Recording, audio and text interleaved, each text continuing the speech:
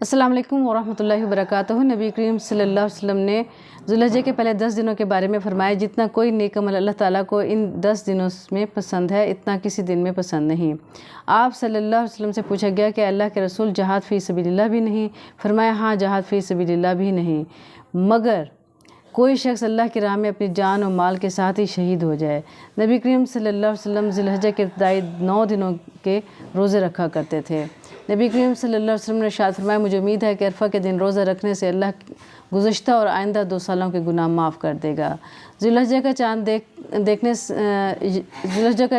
سے 13 ذی الحجہ تک درج تکبیرات فرض نمازوں کے بعد اٹھتے بیٹھتے، بازار میں چلتے پھرتے پڑھنی چاہیے۔ اللہ اکبر، لا الہ الا اللہ، واللہ اکبر، اللہ اکبر وللہ الحمد۔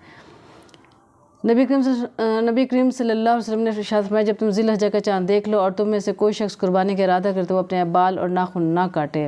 10 ذی الحجہ کو دوندے جانور کی قربانی کرنا سنت نبی اور اللہ کے ہاں بہت پسندیدہ عمل ہے۔ بکرا 1 گھر کی جانب سے، گائیں 7 اور اونٹ 10 گھر والوں کی جانب سے کفایت کرتا ہے۔ السلام علیکم ورحمۃ اللہ وبرکاتہ۔